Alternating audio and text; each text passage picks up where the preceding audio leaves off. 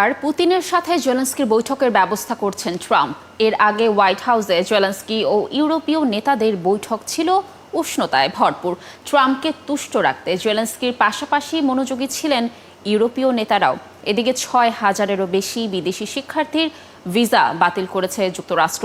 আবার নতুন উত্তেজনায় ইরান ও ইসরায়েল যে কোনো মুহূর্তে নতুন যুদ্ধ শুরু হতে পারে বলে সতর্ক করেছে তেহরান। দর্শক জানাবো, পাকিস্তানে হঠাৎ বন্যা ও ভূমিধসে গত 24 ঘন্টায় আরও 20 জনের মৃত্যু হয়েছে, সেই খবরটিও। টানা প্রায় 2 বছর গাজা ইসরায়েলি হামলা ও ক্ষুধা ও অনাহারের কারণে 62,000-এর বেশি ফিলিস্তিনি নিহত হয়েছেন। গত 24 ঘন্টায় ইসরায়েলি বাহিনীর হামলায় 14 জন ত্রাণ প্রত্যাশী সহ 30 জন নিহত হয়েছেন। সোমবার ভোর থেকে গাজা জুড়ে হামলা শুরু করে ইসরায়েল। এর মধ্যে গাজা সিটির আল সাবরা এলাকায় হামলায় অন্তত 3 জন নিহত ও কয়েকজন আহত হয়েছেন।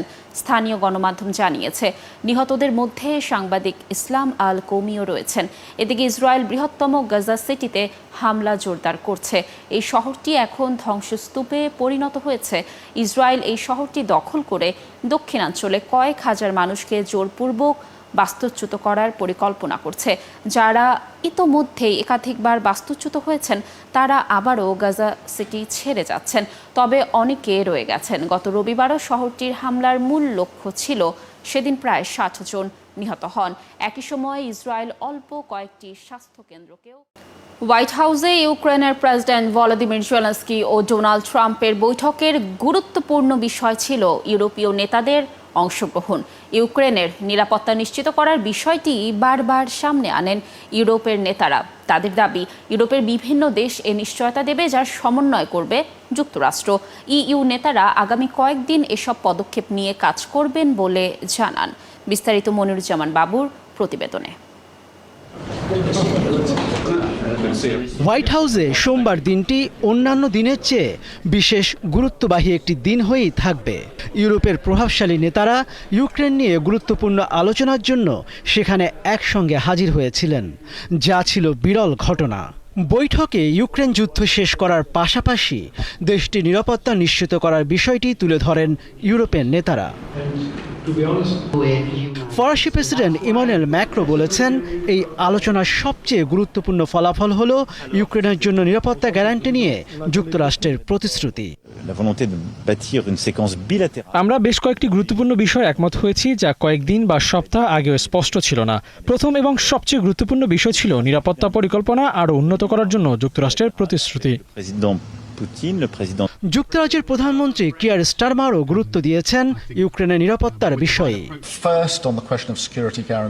আমরা নিরাপত্তার কথা বলছি, আর এটা শুধু ইউক্রেনের নয়, পুরো ইউরোপ আর যুক্তরাজ্যের নিরাপত্তার কথাও বলা হচ্ছে। সে কারণেই এটা এত গুরুত্বপূর্ণ একটা বিষয়। এদিকে জার্মান চ্যান্সেলর ফ্রেডরিক মের্জ মনে করেন, ইউক্রেনের নিরাপত্তা প্রশ্নে ইউরোপের প্রত্যেকটি দেশের অংশগ্রহণ থাকা জরুরি। নিরাপত্তার নিশ্চয়তায় কারা অংশ নেবে এই প্রশ্নে একেবারেই পরিষ্কার যে সমগ্র ইউরোপকে অংশ নিতে হবে। হোয়াইট হাউসে বৈঠক সফল দাবি করে ট্রাম্পের প্রশংসা করেছেন ন্যাটো মহাসচিব মার্ক রুটে। ট্রাম্প চাপ প্রয়োগ করছেন, একই সঙ্গে তিনি এর সমাধানের পথগুলো খুঁজছেন। নেতারা আগামী কয়েকদিন এসব পদক্ষেপ নিয়ে কাজ করবেন। ইউক্রেনের ধ্বংস আমাদের বন্ধ করতে হবে। সোমবারের হোয়াইট হাউসের বৈঠক থেকে রাতারাতি কোনো সমাধান না হলেও রুশ প্রেসিডেন্ট পুতিনের সঙ্গে জেলেনস্কির মুখোমুখি বসার সম্ভাবনা তৈরি হয়েছে। যুক্তরাষ্ট্রের প্রেসিডেন্ট ডোনাল্ড ট্রাম্পের সাথে ইউক্রেনের প্রেসিডেন্ট ভলোদিমির জেলেনস্কির এবারের বৈঠকটি ছিল বেশ সৌহার্দ্যপূর্ণ। পুরো বৈঠকে দুজনেই ছিলেন বেশ আন্তরিক। ট্রাম্পের মন জিততে এবার বেশ মনোযোগীও ছিলেন জেলেনস্কি। গত ফেব্রুয়ারিতে হোয়াইট হাউসের বৈঠকের তিক্ত অভিজ্ঞতার পর এবার জেলেনস্কির সফর সঙ্গী হিসেবে ছিলেন ইউরোপীয় নেতারা। সব মিলিয়ে উষ্ণতার আমেজ ছিল পুরো বৈঠক জুড়ে। শারমিন শ্রাবণীর প্রতিবেদন।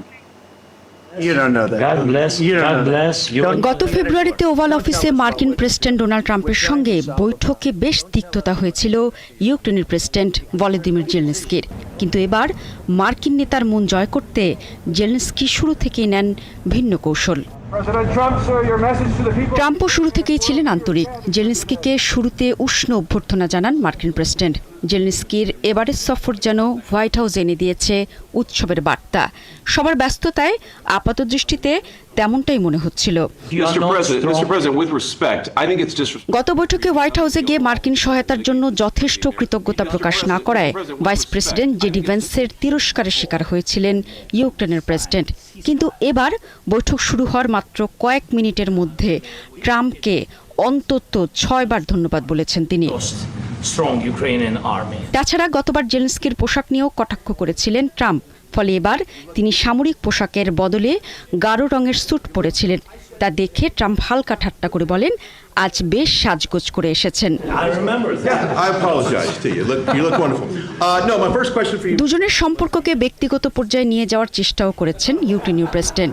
এদিন জেলেনস্কি তার স্ত্রী ওলেনার লেখা একটি চিঠি ট্রাম্পকে দেন, যা তিনি যুক্তরাষ্ট্রের ফার্স্ট লেডি মেলানিয়া ট্রাম্পের হাতে পৌঁছে দিতে বলেন। শুধু জেলেনস্কি নন, ইউরোপীয় নেতারাও শান্তি প্রতিষ্ঠার চেষ্টায় দফায় দফায় বৈঠকের জন্য ট্রাম্পকে প্রশংসায় ভাসান। বৈঠকে ট্রাম্প ও মার্কিন কর্তাদের তুষ্ট রাখতে জেলেনস্কির মতোই সরব ছিলেন সব ইউরোপীয় নেতারাও। যুক্তরাষ্ট্রের আইন ভঙ্গ ও মেয়াদ উত্তীর্ণ অবস্থায় থেকে যাওয়া সহ বিভিন্ন কারণে 6,000-এরও বেশি বিদেশি শিক্ষার্থীর ভিসা বাতিল করেছে যুক্তরাষ্ট্র।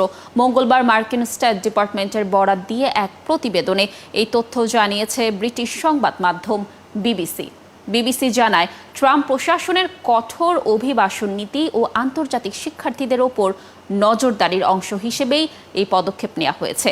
তবে স্টেট ডিপার্টমেন্ট জানিয়েছে, বেশিরভাগ ক্ষেত্রেই ভিসাধারীরা হামলা, নেশাগ্রস্ত অবস্থায় গাড়ি চালানো, চুরি সহ নানা অপরাধে জড়িত ছিলেন। এছাড়া সন্ত্রাসবাদের সহায়তার অভিযোগও তোলা হয়েছে। ওপেন ডোরস নামের একটি সংস্থার তথ্যানুযায়ী 2023-24 শিক্ষাবর্ষে 210টিরও বেশি দেশ থেকে 11 লাখের বেশি আন্তর্জাতিক শিক্ষার্থী মার্কিন শিক্ষা প্রতিষ্ঠানগুলোতে ভর্তি ছিলেন। ইউক্রেন রাশিয়া যুদ্ধ বন্ধে পুতিন ও জেলেনস্কির মধ্যে বৈঠক আয়োজনে কাজ শুরু করা হয়েছে বলে জানিয়েছেন যুক্তরাষ্ট্রের প্রেসিডেন্ট ডোনাল্ড ট্রাম্প। বৈঠক শেষে একটি পোস্টে কথা জানান তিনি। এদিকে হোয়াইট হাউসে ইউরোপীয় নেতাদের সঙ্গে ভলোদিমির জেলেনস্কি ও ইউরোপীয় নেতাদের সঙ্গে বৈঠক করেন যুক্তরাষ্ট্রের প্রেসিডেন্ট ডোনাল্ড ট্রাম্প। বৈঠকের এক পর্যায়ে রাশিয়ার প্রেসিডেন্ট ভ্লাদিমির পুতিনকে ফোন করেন তিনি। পরে টানা কয়েক ঘন্টা কয়েক দফা বৈঠক শেষে সন্ধ্যায় সামাজিক যোগাযোগ মাধ্যম ট্রুথ সোশ্যালে দেয়া এক পোস্টে ট্রাম্প জানান, ভ্লাদিমির পুতিন ও ভলোদিমির জেলেনস্কির মধ্যে বৈঠক আয়োজনে কাজ শুরু করেছেন তিনি। পোস্টে একটি ত্রিপক্ষীয় বৈঠকের কথাও জানান তিনি। তবে কবে কোথায় এই বৈঠক হবে সে বিষয়ে কিছু জানাননি ট্রাম্প। এদিকে পোস্টে তিনি উল্লেখ করেন, সোমবারের বৈঠকে মূল আলোচ্য বিষয় ছিল ইউক্রেনকে নিরাপত্তার নিশ্চয়তা দেয়া। ইউরোপের বিভিন্ন দেশ এই নিশ্চয়তা দেবে, যা সমন্বয় করবে যুক্তরাষ্ট্র। পুতিন কিন্তু বরাবরই বলে আসছেন, ইউক্রেন নেটোতে যুক্ত হতে পারবে না। এর আগে এ বিষয়ে আলোচনা হয়নি, আজ হলো। তবে ইউক্রেনকে সর্বোচ্চ সুরক্ষা দেওয়া হবে। এটা এই পুরো প্রক্রিয়ারই অংশ। এখানে আমরা সবাই সমমনা, সবাই সবাইকে সহায়তার মনোভাব নিয়েই এসেছে। অন্যদিকে ট্রাম্পের সাথে বৈঠক শেষে জেলেনস্কি প্রেসিডেন্ট ট্রাম্পের সাথে তার বৈঠকটি গঠনমূলক হয়েছে বলে জানান সাংবাদিকদের। এ সময় পুতিনের সঙ্গে যে কোনো ফরম্যাটে আলোচনার জন্য ইউক্রেন প্রস্তুত আছে বলে জানান তিনি। আমরা ত্রিপক্ষীয় বৈঠকের জন্য প্রস্তুত। ইউক্রেন শান্তির পথে কখনো থামবে না এবং আমরা যে কোনো ধরনের ফরম্যাটের জন্য প্রস্তুত, তবে নেতাদের স্তরে। রাশিয়া ও ইউক্রেন যুদ্ধ শেষ করতে গত শুক্রবার আলাস্কায় পুতিনকে নিয়ে বৈঠকে বসেন ট্রাম্প। 3.5 ঘন্টা ধরে বৈঠক চললেও 3.5 বছরের যুদ্ধ নিয়ে কোনো ফলপ্রসূ সিদ্ধান্তে পৌঁছাতে পারেননি দুই নেতা।